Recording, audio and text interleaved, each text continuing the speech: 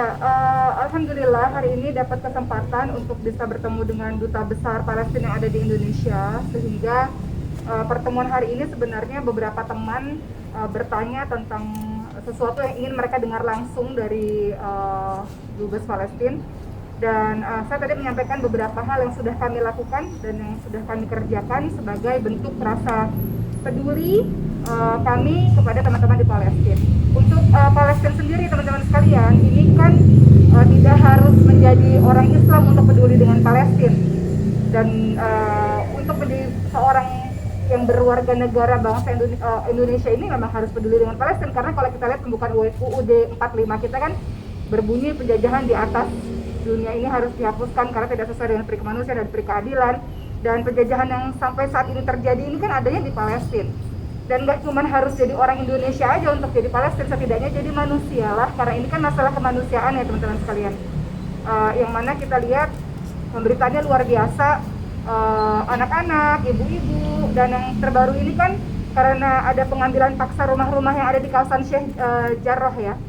Di kawasan itu kan sudah disampaikan bahwa secara resmi, secara legal kawasan itu milik orang-orang Palestina gitu. Jadi nggak mesti jadi orang Islam atau nggak mesti jadi orang Indonesia lah untuk peduli sama Palestina. Setidaknya kita sebagai manusia, kita bicara masalah kemanusiaan, kita bisa melakukan sesuatu. Jadi hari ini ketika Allah izinkan ketemu dengan Dubes Palestina untuk Indonesia, maka yang disampaikan adalah apa-apa yang bisa kami lakukan dan yang sudah kami lakukan. Salah satunya tentu saja selain doa dan donasi, yang juga bisa dilakukan adalah yang telah kami lakukan juga saya bersama teman-teman adalah menyebarkan informasi awareness gitu. Itu kan penting ya supaya khususnya orang-orang Indonesia tidak lupa dengan sahabat-sahabat atau saudara-saudara yang ada di Palestina. Penyebaran awareness informasi ini menjadi sedemikian penting. Itu sebabnya kenapa saya juga tadi menyampaikan pada beliau betapa banyak influencer, public figure, selebriti yang juga memposting video-video, foto-foto sebagai bentuk dukungan mereka terhadap Palestina dengan caption-captionnya. Itu menunjukkan bahwa mereka peduli, mereka ingin orang lain tahu supaya Palestina tidak terlupakan. Kalau tidak adanya penyebaran informasi, penyebaran video atau foto, pasti orang-orang akan melupakan Palestina. Sementara Palestina ini urusan kemanusiaan, penjajahan terbesar, penjara terbesar itu ada di Palestina sampai saat ini. Jadi yang paling bisa dilakukan oleh teman-teman selebriti, public figure atau influencer adalah terus-menerus menyebarkan informasi ini supaya orang-orang aware dengan apa yang terjadi di Palestina. Selanjutnya yang menyebarkan doa-doa dan memberikan donasi-donasi. Karena kan donasi yang dibutuhkan banyak ya teman-teman sekalian, donasi untuk anak-anak yatim di sana, donasi untuk pembangunan, rumah sakit udah dibom lagi, dibangun lagi dari awal, donasi untuk perjuangan Quran, karena teman-teman di Palestina ini kan mereka bisa kuat, kenapa? Karena ada Quran sebetulnya. Jadi mereka hidup mulia atau mati syahid lah istilahnya seperti itu. Jadi itu sebabnya kenapa hadir di sini memberikan informasi, memberitahu kepada Pak Dubes ya, bahwa kami juga bergerak, khususnya senang sekali karena selebriti-selebriti juga bergerak. Setidaknya pergerakan yang bisa kita lakukan adalah memberikan informasi seluas-luasnya untuk teman-teman di luar sana, untuk rakyat Indonesia. Sehingga alhamdulillah lah orang-orang di Indonesia ini sudah mulai aware. Jadi jangan lagi ada orang-orang yang apatis, aduh sibuk ngurusin negara lain, negara sendiri aja masih riwah misalnya begitu. Jangan ada lagi yang begitu. Jangan ada lagi yang berkata ngapain sih ngurusin orang-orang jauh di luar sana. Jangan lagi ada yang berkata seperti itu. Karena itu tadi ya, bahwa kita tidak ingin sesuatu itu terjadi kepada kita, maka coba rasakan empati dan simpati. Bagaimana kalau itu terjadi pada kita? Jadi setidaknya kita yang Allah kasih kenyamanan, keamanan, bisa hidup dengan tenang di sini. Setidaknya kita bisa melakukan sesuatu lah, awareness, penyebaran informasi, doa, dan tentu saja donasi seperti itu. Saya sendiri pernah ke Palestina tahun 2008, teman-teman sekalian. Allah izinkan saya untuk berkunjung ke tempat-tempat penting di Baitul Maqdis Palestina ya, sehingga ketika sudah berkunjung di situ kan jadi paham gitu, secara lokasinya paham. Jadi itu yang membuat lebih bersyukur pada Allah karena pernah ke sana, dan lebih terasa di hati gitu karena sudah pernah menjajakan kaki di sana. Dan bentuk penyebaran informasi yang saya lakukan maupun teman-teman lakukan selain dari sosial media yang saya maupun teman-teman punya, ini juga teman-teman selebriti tadi kirim salam karena acara ini kan mendadak sekali, sehingga mereka mengatakan, oke wakili kami dong dan berikan salam untuk Pak Dubes gitu. Jadi teman-teman selebriti juga tadi menyatakan permintaan maaf tidak bisa hadir karena acara ini mendadak, tapi mereka mengatakan bahwa kehadiran saya mudah-mudahan bisa mewakili teman-teman public figure, teman-teman pekerja seni, karena mereka juga sangat sangat geram ya, semua orang geram ya dengan perlakuan Israel seperti itu.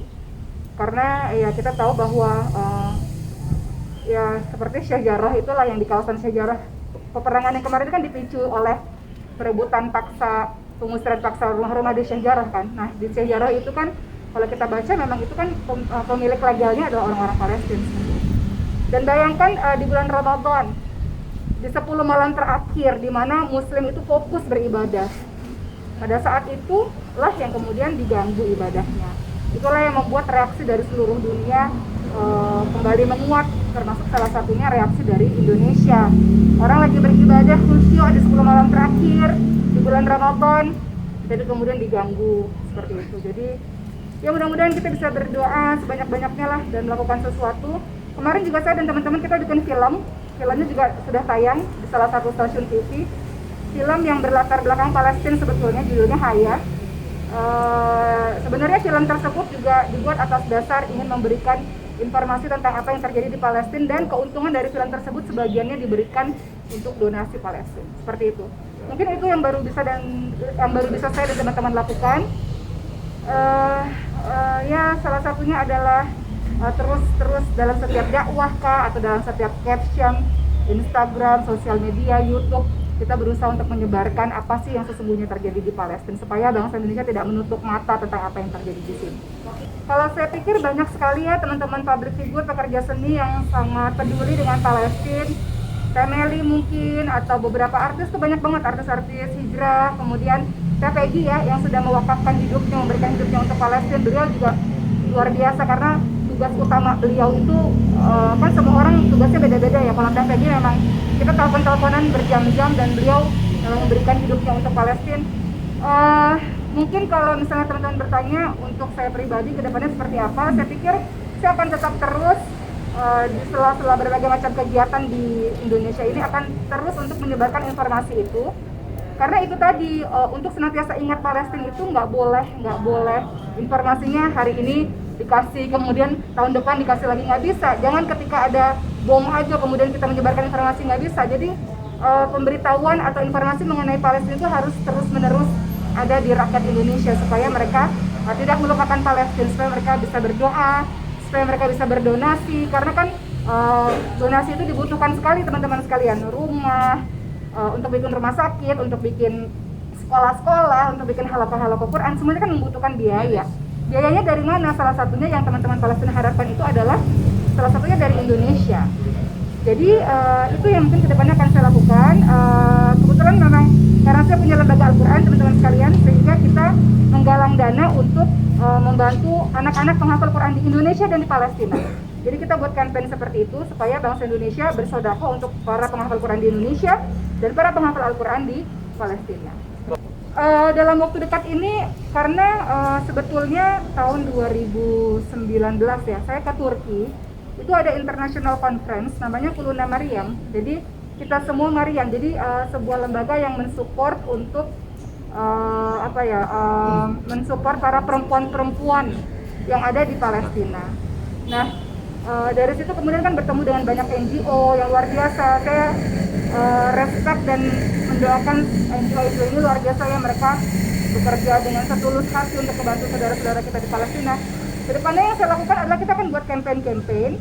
Sebenarnya kan foundation banyak sekali ya teman-teman semua. Semuanya punya tujuan yang sama, yaitu membantu teman-teman kita di Palestina. Tapi kalau yang saya kerjakan karena memang bidang saya, kita lembaga yang sedang kita jalankan adalah Al-Quran. Jadi kita fokus kepada pemberian donasi dan campaign untuk para penghafal Quran yang ada di Palestina. Mungkin kalau teman-teman lain fokus kepada pembangunan rumah sakit, atau teman-teman lain ada fokus untuk untuk pemberian makanan atau pembangunan sekolah dan sebagainya. Tapi kalau kita akan buat campaign untuk fokus pemberian donasi kepada para penghafal Quran di Palestina.